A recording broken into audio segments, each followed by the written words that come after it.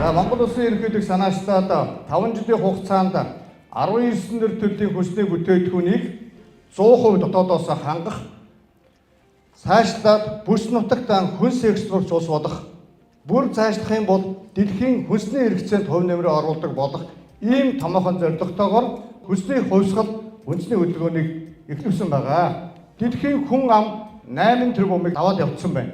За энэ тохиолдолд бид одоо аюулгүй эрүүл хүнсээр яаж ард иргэдэд хангах вэ? Бүхэд улс орны гол бодлого нь эрүүл, аюулгүй хүнсээр ард түмнээ хангах, доктортой хангах ийм бодлого орж ажилладаг. Энэ цар тахал глобализмын зөрчилдөөн, уур амьсгалын өөрчлөлтөө, тэвэр логистикийн доголдол, цэвэр усны нөөц, хүн амын өсөлт гэдэг энэ бүгд дэлхийн нийтийн хүнсний хангамж аюулгүй байдалд нөлөөлж байна. За энэхүү хүнсний өрсөлдөө хөтөлбөрийг амжилттай хэрэгжүүлэхэд төр засгаас 3 томоохон шийдвэр гарсан байгаа. За мэдээж улсын хурлын 36 дугаар тогтоол, төр хорооны 2 дугаар тогтоол, засгийн газрын 63 дугаар тогтоол гэдэг ийм 3 томоохон бичвэрнтэйгээр үндэсний хөдөлгөөн амжилттай явагдаж байна. За энэ тогтоолын хүрээнд бол 5 зорилт 41 үед ажиллагааны чиглэл 114 хэрэгжүүлэх арга хэмжээг төсөвлөж 1.7 их найдын төгрөгийн одоо санхүүжилт баталсан байгаа. За улсын хурлын тогтоолыг хэрэгжүүлэх төрийн байгууллагын зөвлөлт хуудасалт өнөөдрийн байдлаар 3 удаа хуралдаад байна. Хагасчил тутам улсын хурлын 36 дугаар тогтоолын хэрэгжилтийн талаар бид авч хэлцдэг байгаа. Энэ хүнсний хангамжийг бол одоо хувийн хвшлүүд хийн баг үүтэ углуулад зээл аваад хийж байгаа. Хүнсний аюулгүй байдлыг бол төр хийж байгаа. Төрийн 35 байгууллага энэ дэр үүрэг хүлээсэн ажиллаж байгаа. Бид тэгэхээр хувийн хвшил төрийн хамтын ажиллагаагаар бид хүнсний хувьсгалыг хийнэ. Тэгсэн томоохон концепцтэй явж байна. За энэ дотор бол одоо миний бие усан зодоо тогтоолын хэрэгжилтэнд хяналт тавих, шинжилгээ үнэлгээ хийх, хэрэгслийн тайлбар бэлтгэх ажлын хэсгийг ахаж байгаа. Нөгөө авсан зээл маань зориултын дагуу зарцуулж байна уу? Төр засгийн маань нөгөө хийх хүлээсэн үргэлт ажлуудаа хийж гин үү гэдэг талаар хяналт шинжилгээ хийдэг үнэлгээний энэ ажлын хэсгийг ахаж байгаа. За хүнсний хувьсгалыг бид амжилттай хэрэгжүүлэхэд ийм олон байгууллага ажиллаж байна. Хүнс хөдөлгөөний яам 99 ажиллах юм. Төр захиргааны байгууллагууд энэ 63 дугаар тогтоолынхаа дагуу баг бүтээ урт хугацаанд зээл олгоод явж байгаа. Мөн одоо давтрын чөлөөт хөнгөлтөө бүгдийг өгөөд явж байгаа. Мөн одоо хүнсний аюулгүй байдлын лаборатори хяналтын байгууллагуудыг үйл ажиллагааг сайжруулах шинжлэх олдлууд явж байгаа. Энэ системийн 10 банкнд нөгөө 5-6% зөвдөө зээл өгж байна. Төрөөс татаасаар 13% нь олгож байна. За ийм ажил явж байна. Доор нь одоо хүнсний хувьсгал одоо манай контентын баг ажилладаг. Нөгөө би сая нээлтийн үед хэлсэн нөгөө 71 цуврал нэвтрүүлгийг энэ 2 жилийн хугацаанд хийж одоо Монгол орон даяар цацж байгаа. Энэ бас нэг менежментийн хэлбэр шүү. Монголчууд бид юу хийж чаддсан бэ гэдгийг монгол хүмүүс харж буцаад дэмжих ёстой. Төрийн худалдан авалтаар дэмжих ёстой. Дээр нь худалдан авч дэмжих ёстой. Тэгжээж бид энэ үндэсний үйлдвэрүүдийг босгож ирнэ. За дараад нь бол олон улсын байгууллагууд манай энэ хүнсний хувьсгал хөтөлбөрийг дэмжиж ажиллаж байна. Маш олон төрлийн төсөл хөтөлбөрүүд хэрэгжиж эхэлж байгаа. Одоо хэрэгжиж явж байгаа бас төслүүд байна. За эрдэмтдийн зөвлөл бас ажиллаа явж байна. Эрдэмтдийн зөвлөл. Бид хүнсний хувьсгалыг хийхэд шинжлэх ухаанчаар хүнсний хувьсгалыг хийнэ. Тийм учраас бид орчин үеийн ухаалаг хөдөө аж ахуйн салбарыг одоо бий болгох ёстой юм аа. Дээр нь энэ 30 гаруй жил явсан хүнс хөдөө аж ахуйн тогтолцооныхын шинжилгээг хийж өөрсдөө авчрахгүй бол одоо энэ байдлаар бол цаашаа явахгүй. 30 гаруй жилийн салбар руу олигтой хөрөнгө оруулалт хийгээгүй энэ асуудал дээр нөх олигтой ажиллаагүй учраас одоо аюул проблем асуудал байгаа юм. Дээр нь бид нар чинь одоо нэг хэсэг хүнсний одоо бараагаа картын бараагаар авдаг байсан шүү дээ. Картаар авдаг байсан тийм ээ. Та бүхэн мэдж байгаа бах. 3 жил дараалан картын бараагаар амьдэрсэн. Дараад нь бид импортын барааг тэглээд гадаадын бараа, хүнс хоол, хүнс гутал бүгд одоо татваргүй орж идэг болсон. Татваргүй орж идэг болсон цагаас хойш бид цэвэр худалдааны эдийн засгийн улс болж хувирсан. Нөгөө нэг сайхан хуучин босцсон байсан үндэсний үйлдвэрүүд маань бүгд шахуу байхгүй болсон. Тэгээд бид одоо цэвэр импортын хараат болсон. Өнөөдөр одоо бид Монголд хийж чадж байгаа, үйлдвэрлэж чадж байгаа бүтээгдэхүүний импортын барааг үе шаттайгаар нэмэгдүүлэх ажил хийгдээд явж байгаа. Тийм учраас бид дотоодынхаа хүнсний үйлдвэрийг дэмжихийн зэрэгтэй төр үйлдвэрлэгчтэй бодлогоор хамгаалнаа. За хүнсний хувьсгал төрийн бас байгууллага байгуулагдсан байгаа. Бүх одоо энэ хөдөө аж ахуйн салбарын холбоотой нэгдэл одоо эд нийлээд төрийн бус байгууллага байгуулагдсан. Энэ бол бид нар гадаад райлингийн холбоо дангаараа, мал аж ахуйн холбоо дангаараа, давсны холбоо, дахианы аж ахуйн холбоо гэдэг дангаараа асуудал ярьж явахаасаа илүү асуудлуудаа бүх холбоотууд нь цуглаад яриад дээшээгээ төрд нэг чугамар нэг цонхоор юмудаа өгж явах хэрэгтэй. Энэ хүнсний ургал төрийн бус байгууллага дээр 20 гаруй холбоод нэгдсэн асуудал проблемаа ингээд яриад шууд төртэй холбогдоод явж байгаа. За ингээд дараад нь ерөнхийлөгчийн хамгийн газрууд ажлын алба байдаг. Тэгээ ажлын албан дээр бол одоо энэ улсын хурлын одоо 36 дахь тогтоодын одоо 35 байгууллагын уялдаа холбоог хангах тал дээр ажилладаг, тогтоодын хэрэгжлэн дээр бас хяналт тавьдаг. Тэгээ соёлын гэрүүлэх ажил хийж байна тийм ээ. Энэ гурван ажлыг бол манай ерөнхийлөгчийн хамгийн газрын хүнсний төлбөрийн албан маань одоо энэ ажлыг хийдэг байгаа. За дээр нь мэдээж энэ бүх системийг хяналт тавиад улсын хурлын 36 дахь тогтоод батлагдаад тэрний дагуу явж байгаа ажлууд дээр энэ дөрвөн байнгын хороо хяналт тавьж ажилладаг. За ингээд энэ бүх систем ажиллаад бид хүнсний хувьсгал хийхин төлөө ажиллаж байгаа шүү. За хүнсний хувьсгалын үр дүн хэрэгжилт хэцүү орчин дээр одоо энэ хүнсний хувьсгал хийхэд бол одоо бид нар наад зах нь хүнс аж ахуйн салбарын хуулиа батлуулах ёстой. Энэ бол манай салбарын бараг үндсэн хууль гэсэн үг. Энэ хуулийг батлуулах ёстой. Гэх мэт бид ер нь одоо нэг 10 орчим хуулийг батлуулах ёстой юм байна. Гэвч энэ одоо хуулийн шинжилэлт, хууль батлах ажил маань маш их удаашралтай явж байгаа. Тэгэхээр энэ хууль эрхцэн орчин дээрээс шинжлэгдээд доошоо явах юм бол бүх ажил хурдан явна.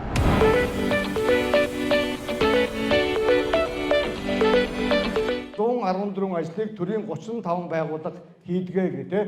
За энэ дээр бол одоо хүнс үдэ аж ахуйн мэрийсэн ажил, за хүнсний шимт хичээлийн асуудлыг эрүүл мэндийн яам, сургууль цэцэрлэгийн хүүхдийн хоол үйлдвэрлэлийн асуудлыг боловсрол шинжилгээ ухааны яам, эмзэг бүлгийн хүн амын хүнсний хүртээмжийг хөдөлмөр нийгмийн хамгааллын яам, хүнсний гадаад худалдаа, гадаад харилцааны яам, импорт, экспортын хүнсний төгөл бүтээгдэхүүн тавих хяналт шалгалтыг, гайлын ерхий газар, малын эрүүл мэндийн асуудлыг, мал эмнэлгийн ерхий газар гэх мэтчлэн өөр өөрсдийн чиг үүргийг энэ 35 байгууллага хүлээсэн ажиллаж байгаа. Энэ хүнсний хувьсгал болыг Монголд бол 19 нэр төрлөөр хийж байгаа боловч энийг энтэг ус бол бүтээгдэхүүн бүрээрээ хувьсгал хийсэн юм байлээ. Бүх хүнсэн дээрээ бүгдэн дээр нь нэг бүрчлэн хувьсгал тэгээд нийтдээ маш том хувьсгал хийж тэр бом 500 хүний хүнсний асуудлыг шийдсэн юм байлээ.